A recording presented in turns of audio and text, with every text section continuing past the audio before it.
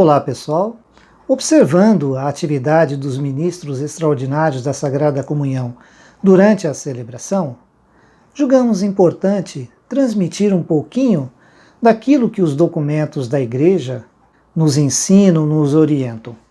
E, em particular, a Instrução Geral do Missal Romano, a Instrução Redemptionis Sacramento e o documento 62 da CNBB, que fala da missão e ministérios dos cristãos leigos e leigas.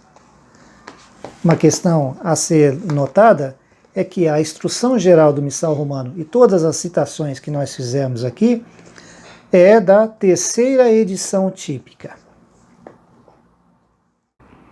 Bom, a nossa intenção então em preparar esse vídeo é para dar uma visão um pouco mais abrangente sobre o que significa a atividade de purificação dos vasos sagrados. Entende-se por vasos sagrados o cálice, a patena, os cibórios, o ostensório e a teca.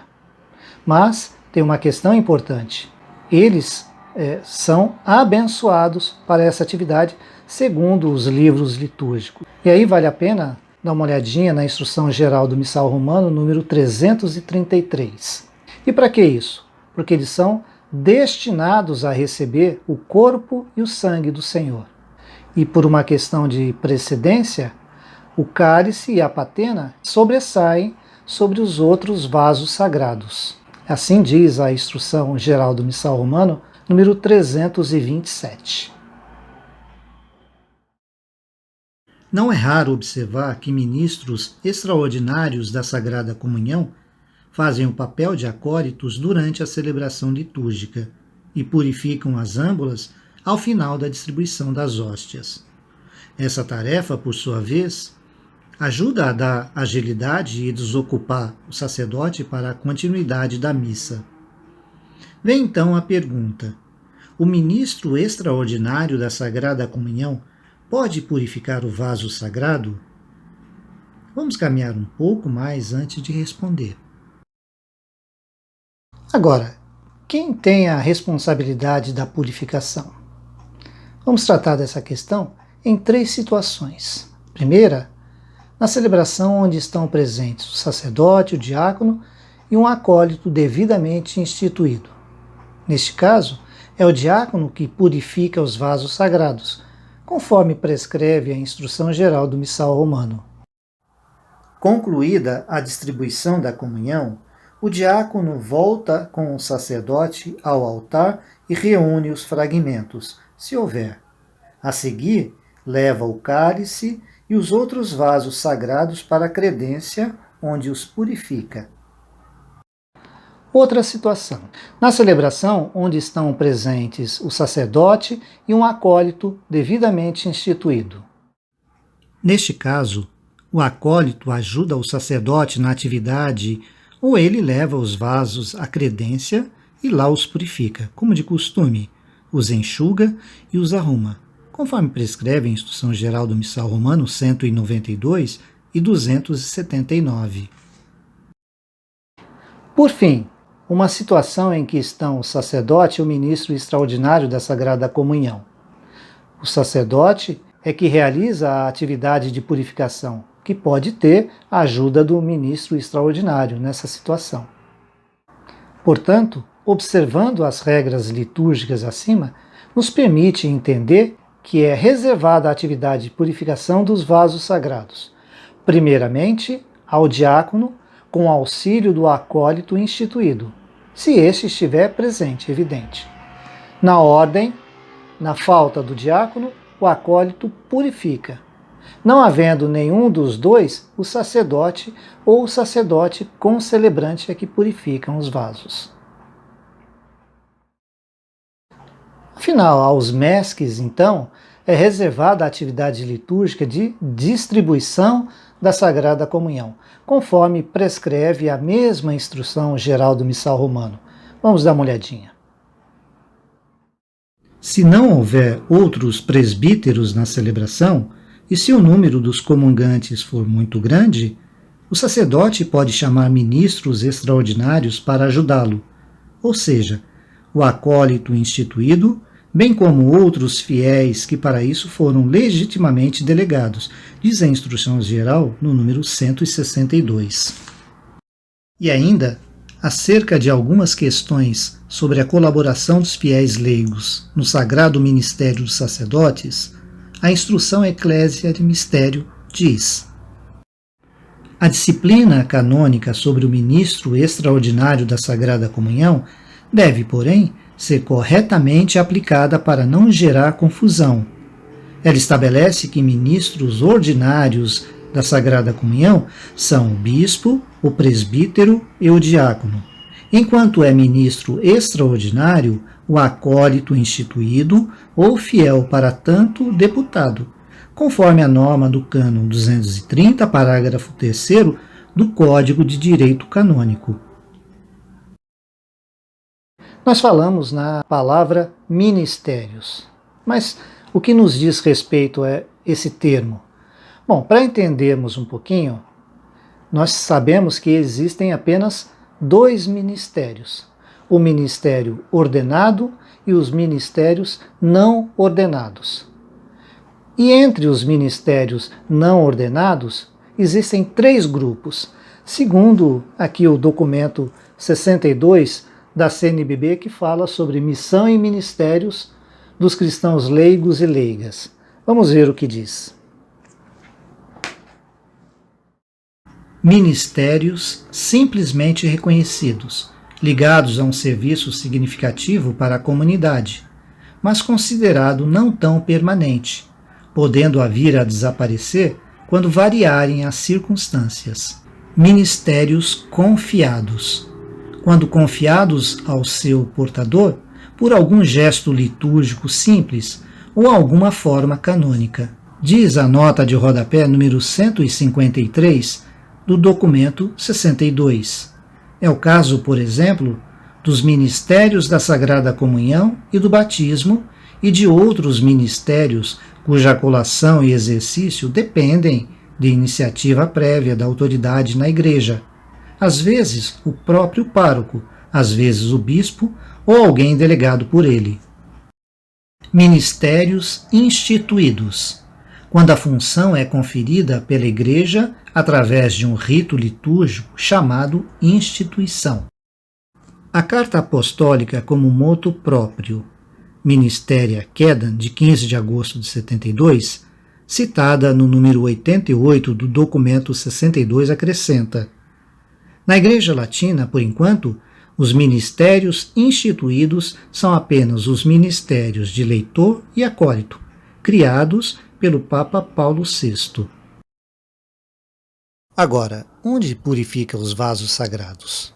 O local próprio, na medida do possível, é junto à credência. Vale a pena conferir o que diz a Instrução Geral do Missal Romano, número 279. Os vasos sagrados são purificados pelo sacerdote ou pelo diácono ou pelo acólito instituído, depois da comunhão ou da missa, na medida do possível, junto à credência.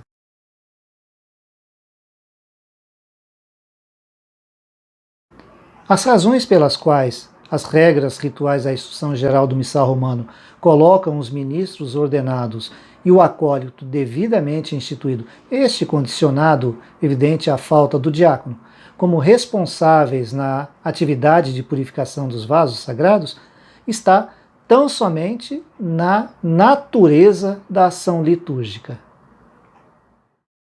Ou seja, cada função litúrgica, portanto, está destinada especificamente ao ministro que, por sua peculiaridade, deve exercê-la com dignidade e decoro.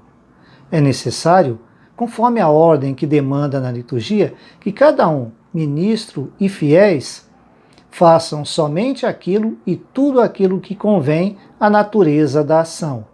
Isso diz a Sacrosanto Concílio, número 28. Portanto, pode-se conhecer a fundo a atividade, mas é necessária a permissão. Pode-se estar capacitado para exercê-la, mas é preciso a autorização para tal. Mas como foi pontuado no início, em muitas paróquias os mesques realizam a atividade de purificação das âmbulas. Então, com relação a isso, vale a pena aprofundarmos um pouquinho mais. Vamos lá, então, lá na credência da paróquia, para aprofundarmos um pouquinho mais essa ideia.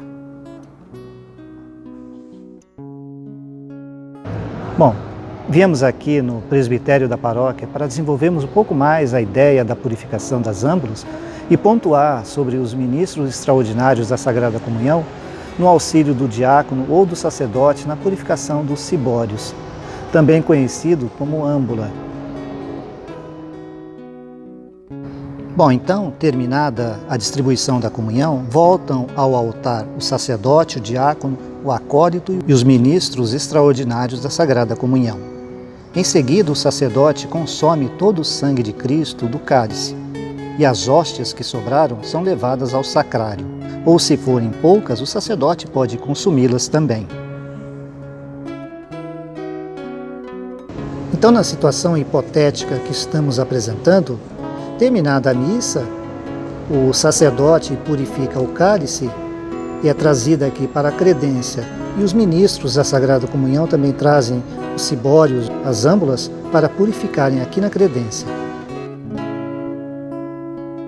Em seguida, sem o diácono, o sacerdote recolhe os fragmentos da patena e do cibório e os purifica sobre o cálice. E em seguida purifica o cálice com água, ou leva para a credência para purificá-los.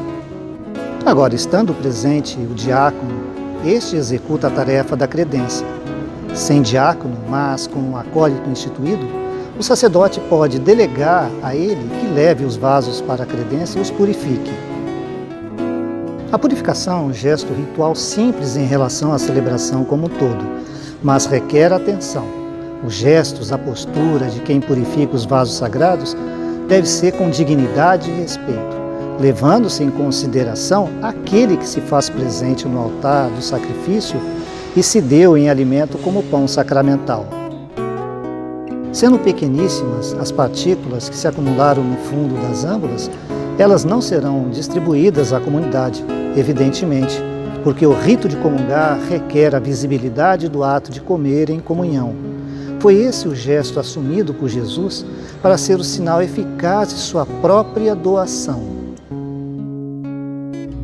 Orienta a Instrução Geral do Missal Romano número 321. A verdade do sinal exige que a matéria da celebração eucarística pareça realmente um alimento. Como ocorre aqui nesse santuário, em outras paróquias e santuários por aí, são usados vários cibórios para a distribuição da comunhão eucarística.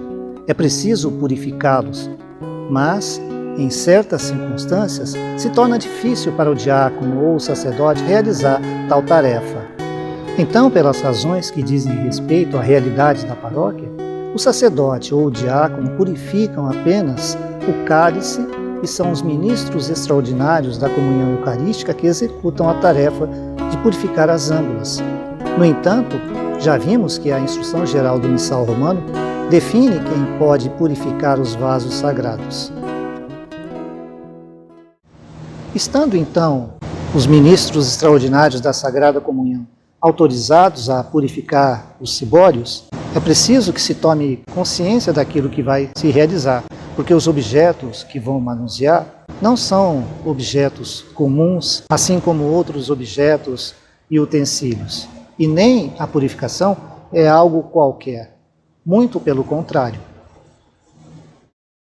Então, como os cibórios não serão purificados sobre o cálice pelo diácono ou pelo sacerdote, aqui o ministro extraordinário é que vai purificá-los. Então, o que nós fazemos em primeiro lugar?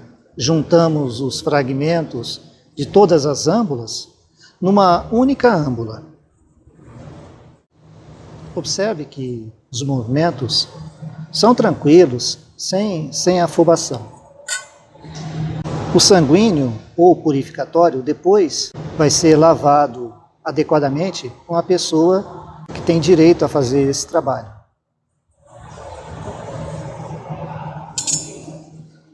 Depois, nós derramamos um pouquinho de água para que os fragmentos sejam aderidos à água. Depois essa água pode ser bebida ou ser jogada num vaso de planta, para que essa água contribua com a vida da planta. E por fim, arruma e enxuga, tudo com muito cuidado e zelo.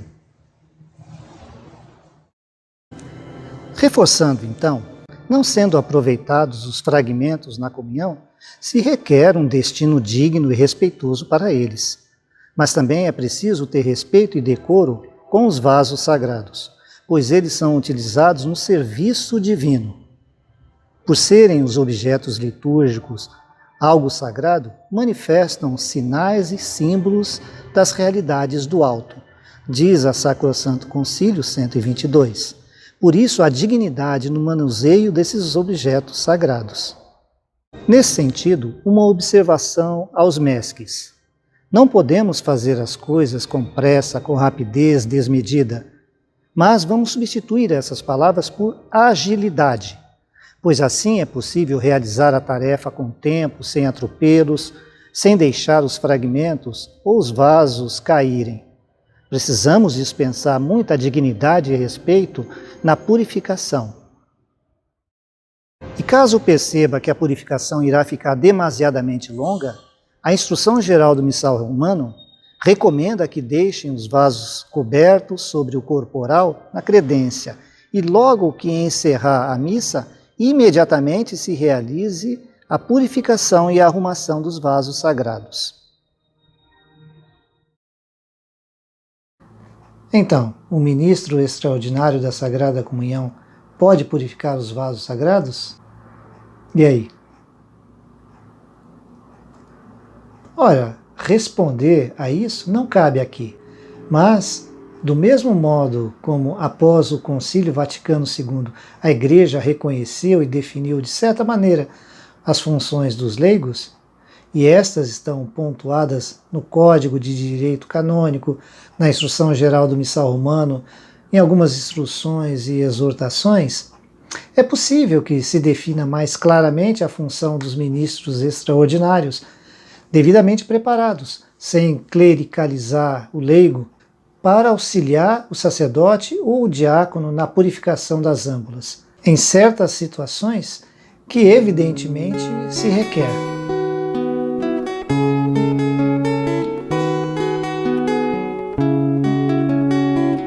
Obrigado por nos acompanhar até aqui.